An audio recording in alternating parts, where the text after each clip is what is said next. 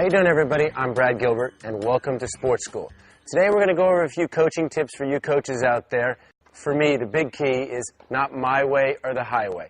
Remember, coaches, the players feed off of you. The more confidence you give your players, the better they are. And the more confidence you can give them, they can get better. And remember, you can never get a mile better in one day.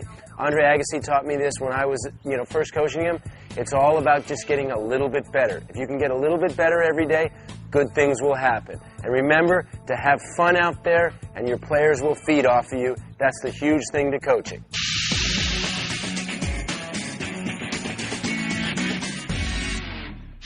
When assessing someone's game, male or female, I always feel like the thing to do is take your time. Don't rush to making a quick judgment. And also, if you can use a little handheld camera, a little video, so then maybe at a later time you can go back and look at the strokes. Because I always feel like within 5 minutes, if you're already trying to chop somebody's game up, you start chopping up their confidence. And obviously, you want to work with their strengths and weaknesses. And video is a great way to show a player. When you look on video, let's say the swing is messed up. You look at it and you keep going over it, and you try to match that swing up against a really good swing. Let's say an Agassi forehand. And then all of a sudden, I would try to maybe bring out that club player or the junior player after we've looked at the swing and try to match up the swing. We really practice a lot of swings, air swings. And then all of a sudden, when we get out on the court, once we figured out the new swing that we're trying to work on, then we can use the ball machine. We can use a lot of ball drills to really try to simplify the swing. And I remember the first time that I saw my serve on video, when my coach showed it to me, it was like, man, it wasn't as good as I thought it was. That's a really good way. And remember, take your time in assessing the situation, because kids, guys or girls, are sensitive.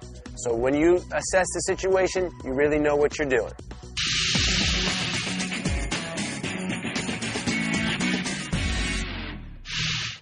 For me, the biggest key to match play is relaxing. You know what, you coaches out there, when you talk to your player, obviously you don't want to stress them out. It's about having a good time. And for me, a lot of times when I was 18, 19, I'd hum a Tom Petty song in my head just to relax a little bit. And in the first couple of games when I'm out there, you know what I'm really focused on? Making shots. Getting some nice height over the net and staying in the point. Because a lot of us in the first 3 games of a match, we're trying to hit too many winners, we're making too many and missing too many. In those first few games, remember, consistency is the best way to play a start of a match.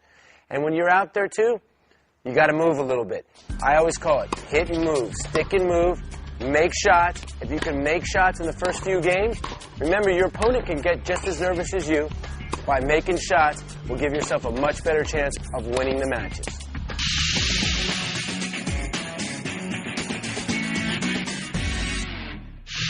For you club pros out there teaching kids, the first thing to do is make it fun. Keep it simple, keep it light, keep it moving, and keep their brain tested a little bit. If you give them too much, they get a little, boom, it just system overload. Remember, you can't get them unbelievably good in one day. You got to give them a little bit something every day. And so when they have fun and they keep the process moving really quickly, good things happen. This is for you parents out there. This is something I know really well, as my dad coached me until I was 18 years old. And now I've coached my son as well. Don't go out there for 3 hours when you're starting out with your son or daughter.